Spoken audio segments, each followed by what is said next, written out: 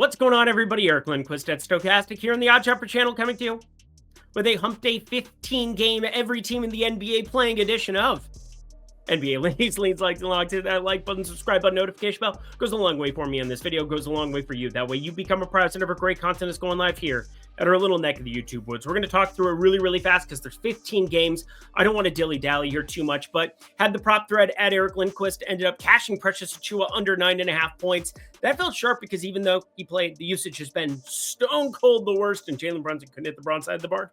Didn't matter because Karl Anthony Towns 40 spot. I miss you. I miss you, Cat.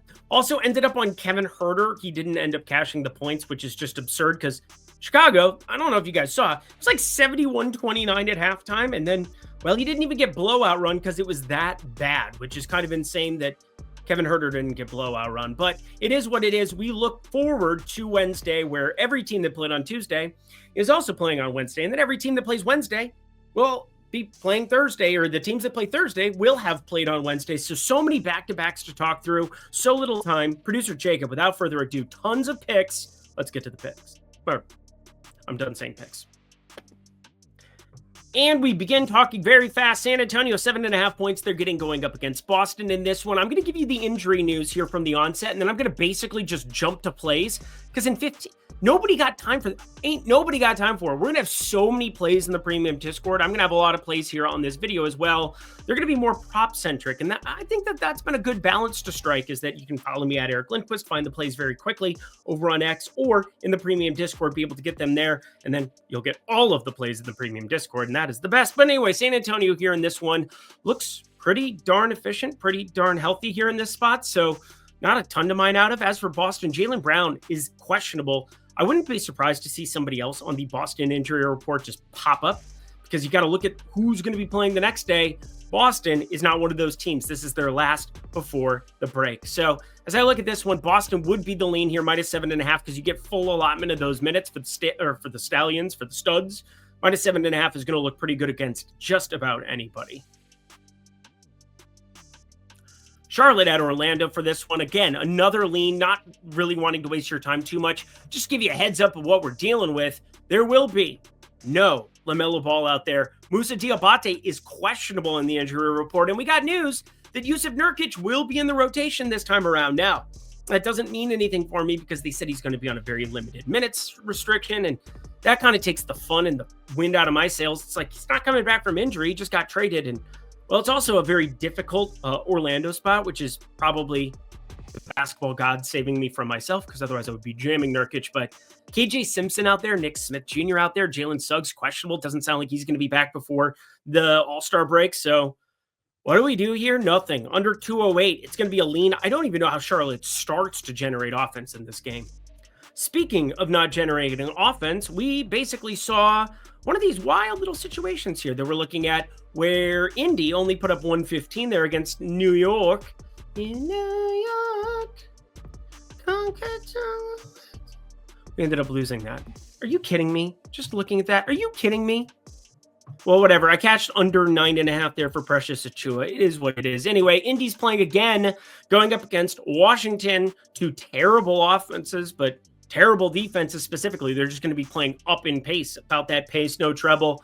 But under 239.5, have this closer to the 235 number. Yeah, it's ever so slightly a play for me. Not by much. Not by much. My least favorite play on the card, but it is on the card, which means it meets like the 2.5% expected value barometer for me. Again, you guys don't care about that. Let's next game.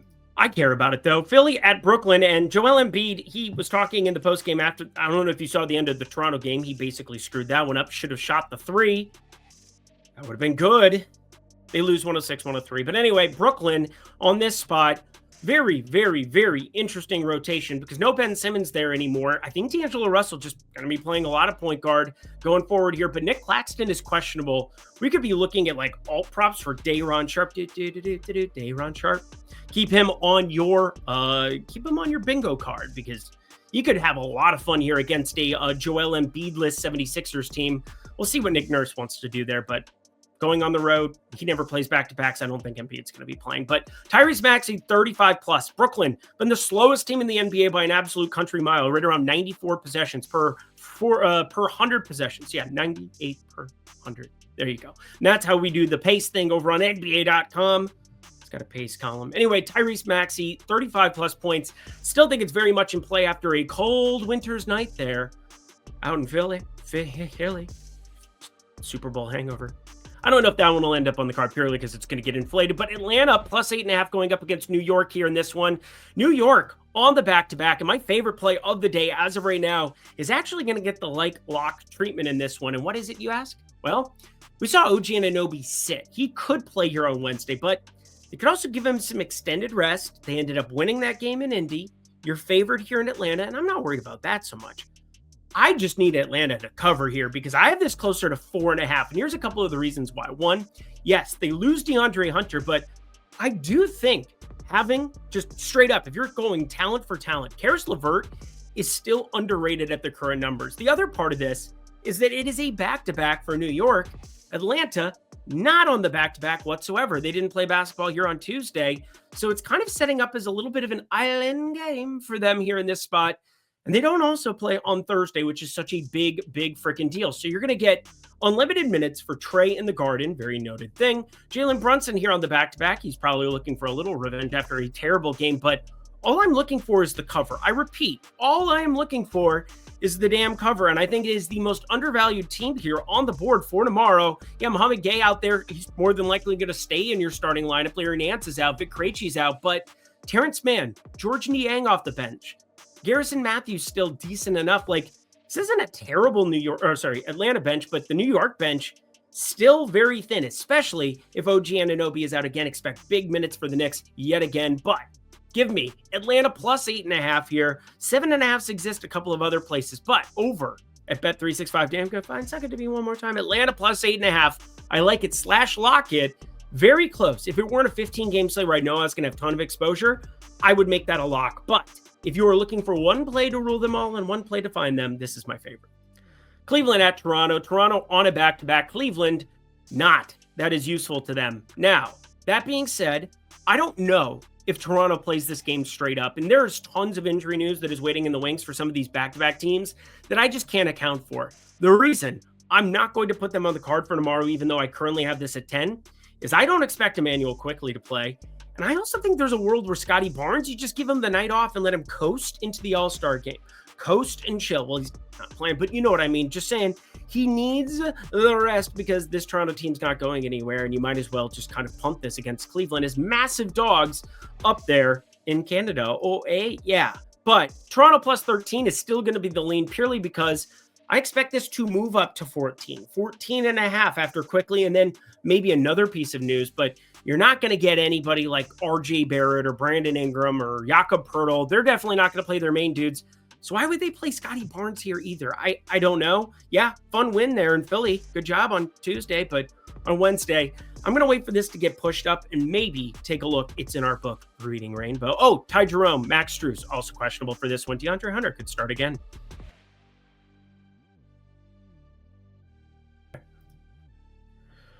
Detroit at Chicago, and I kind of wanted to wait for everything to settle, for the dust to settle. So for those who don't know, lean like, that is generally something that I haven't bet that I'm really looking forward to potentially betting. And Detroit, man, they treated us good. -3, that was really nice to be cashing that. Really nice to be cashing that one. But I look here at the Chicago side, coming off of the most abysmal game I've ever seen. They basically had to play none of their main dudes in that fourth quarter as a result.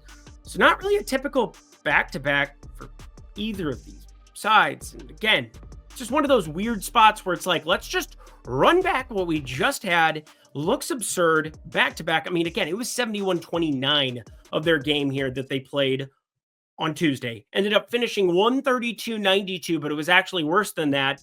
And so let's put these two teams on the floor. I'm sure everybody can't wait to go back to watch their Chicago Bulls play in this one, but you could get Lonzo Ball out there. We'll see. I got to look at Detroit again. It's only moved to 1.5. I don't know what you guys watched, but I just watched the Bulls team that wasn't remotely interested in playing basketball the entire time. So, of course, they'll probably snipe us here, but haven't bet this yet. Very interested at the 4.5. A little surprised to see this as the opening number. Sure, Chicago couldn't hit the broadside of a barn in the first half. 29 points. Great job. Good effort. But Detroit, they got to limit all their dudes too. So here we go. I think we might be running it back on Wednesday. Speaking of running it back, I don't even have the willpower to throw this down on the card right now, but Milwaukee +6 against Minnesota. Minnesota, 2 huge Q tags that are keeping props off the board right now from that side of things. What are they? They're Mike Conley, Anthony Edwards. We got Ant playing against Cleveland. Mike Conley, questionable. Maybe they extend his break. They got completely blitzkrieged there in Cleveland. But Minnesota plays on Thursday too. I said this schedule was setting up really difficult for them. And Milwaukee, well, this is the end of your boarding walk here before you head into the All-Star break. Nobody has to play there on the Milwaukee side on Thursday. So they get to do this straight up as however they want. Minnesota's favored, but they play Oklahoma City at home here on Thursday, like prime time before the All-Star break event. And I don't know what I make of it. All I know is that if I had to bet anything, I would be looking at the Milwaukee side. But speaking of the Milwaukee side, Bobby Portis couldn't hit the broadside of a barn himself last time out, as well as assist rate. Damian Lillard, you were sharing the floor with him a bunch. Dame played like 44 minutes, and then he goes out and plays a bajillion minutes the next night. Didn't go well, that's for sure. But Kyle Kuzma, he's not going out there creating for anybody else. And Bobby Portis, the highest assist rate with Dame off the floor. Oh, did I mention Giannis is out for this basketball game already? So tons to kind of decipher through, but 28% assist rate without Dame on the floor. Could we get Dame off the floor? That would be especially useful. But Bobby Portis, he's been sitting around 2.5, 3.5 with plus money attached to it the last couple games. We'll see where it's at here, but that's the thing I'm most interested in. Very interested in this too. Head to the premium Discord, get all the plays, get them filtered down because there are 15 games. There are going to be so many props coming our way, so many opportunities to seize everything you ever wanted. So come capture it. Don't let it slip. First week, $10. My knees weak. My arms are heavy. $25. There's vomit on a sweaty already. Mom Spaghetti Lindy 50. Down at the link below. I'm calm and ready to drop bombs. And those bombs, baby, are going to be bets and pickup cards in the premium Discord. Lindy 50. Come join me today. Back to the picks we go.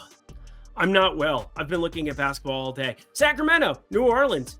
They're not well right now. New Orleans, they've had so many injuries. CJ McCollum, he's questionable for personal reasons again, but Bruce Brown off the injury report. So despite the fact that they're going to be without Kelly Olynyk, still hasn't joined this team yet, despite the fact that Brandon Boston is going to be out for this one and Herb Jones officially out for the season with that labrum tear, Carlo Matkovic is going to be a bucket here in this starting unit. Is that a real thing? Anyway, the real thing that I wanted to point out was Jonas Valanciunas and Domantas Sabonis. And I know that we had an in-game injury for Daniel Gafford. It sucked. Of course, I was on his points plus rebounds because he had been cashing them ad nauseum for us once AD, well, before AD came. AD played like one half of basketball. We didn't bet Daniel Gafford in that one. Then we bet him on this one, and now Daniel Gafford's going to be out for a while. That sucks. Waiting to hear the definitive stuff on his injury, but we saw Jonas Valanciunas and Domantas Sabonis share the floor together in the fourth quarter of that game. Some could say because they had no true center or anybody who was over 6'10" really to play basketball out there. They had that Kelly fellow running around, flip-flopping, doing whatever. But I do think that there's a world where they try to make that work again. Maybe some second quarter run this time around, fourth quarter run this time around. Because Jonas Valanciunas, I don't know, you can move Domantas Sabonis to kind of a power forward 4. That's something that he did a little bit in Indy. Now his three-point shot has improved a little bit. You could see Jonas Valanciunas, and with Zion and Evis Missy and Matkovic, that is a big front court. And so I'm thinking this could be a sneaky bomb if we're getting like 10+1 or something like that. Even like plus 700. I haven't done the official granular knock it out. Normally I have the true odds for this. Couldn't do it on a 15 gamer plus. Some of these props I'm talking about, I'm going to cover it in the thread at Eric Lindquist. So follow me over there, over on X. But Sacramento -4 and Jonas Valanciunas double-double. I think we are getting potentially an outrageous number against a huge front court in New Orleans where Sacramento might try to run that back. They had a little bit of success, not a ton of success in that fourth quarter doing it, but they might need to do it by necessity in this one. Miami at OKC, and kind of got an interesting one on this one. I was waiting for the team total numbers to post, and wouldn't you know it, they posted. Miami +13 against OKC. Tyler Hero's questionable. Did not play last time out of the middle of nowhere, and I just don't see a world, friends, where Miami generates offense in this one. Alec Burks started alongside Davion Mitchell in the last game. Andrew Wiggins, Bam Adebayo, Khalil Ware. Oh, man, I feel bad. OKC defensively is just a juggernaut with SGA, Lou Dort, Aaron Wiggins, Jalen Williams, Isaiah Hartenstein off the bench. We're going to be adding Alex Caruso into the mix going forward. I mean, this is the most ridiculous defense that I've ever seen on paper ever in the NBA. Like, since I've been alive, since I've been paying attention to advanced analytics, so maybe like 12, 15 years, can't remember a better defense that I've ever saw on paper. Producer Jacob's sitting over there thinking about it. He's trying to find it, but he can't find it. Because if you get Chet Holmgren starting to play 30, 32 minutes a night, I just don't know how you score on this team. Let's start betting some of these team total unders, shall we? 103.5, minus 115. That is for all you Floridians at Hard Rock, as well as Fliffy Fluffy. Fliff, minus 120, sitting there for everybody available. That includes Cali. That includes 46 of the 50 United States. The Grindhouse Grizzlies, F off, Producer Jacob. Don't send me notes like that. Lies. Grindhouse Grizzlies. Zach Randolph as opposed to frickin' Chet Holmgren and Isaiah Hartenstein. Get off my lawn, kids. Get off my lawn. Phoenix at Houston. I'm dating myself a little bit there, but we're not going to do anything here. Phoenix on the back-to-back. I have no idea who could or could not be in here for this one. On the back-to-back, we're going to watch this Memphis game as soon as we get out of here. I did end up on 30-plus points for Ja Morant. How's Ja Morant doing so far? It looks like he's putting up points. Ooh, Jalen Wells. Jalen Wells has 8 points. Ja Morant only 4. Okay. We need 30 out of Ja Morant. I think there's a world, but we'll get there, of course. Phoenix plus 5.5 here. Not going to be doing that whatsoever. Leaning on the Houston side. They're not the ones on the back-to-back, as you can kind of tell. A little bit of a theme here with that. Going into the All-Star break where you can really put the pedal down and, wind it all around. But the Rockets do play on Thursday. That's the reason that I'm not going to bet them now. Portland at Denver. Jokic is ridiculous. That corner three in Ayton's grill in his mouth hole, that was absurd. Puts up 40, doesn't get the triple-double. That hurt my feelings a lot. And now they're big-time favorites. Now, Portland, who's even going to be available to guard him there? They have Robert Williams questionable. Jeremy Grant questionable. Oh, boy. Good luck, Donovan Clingan. Let me know how that goes for you. And hey, he's known for his defense back at UConn. A little different guarding Nikola Jokic in the NBA on the perimeter.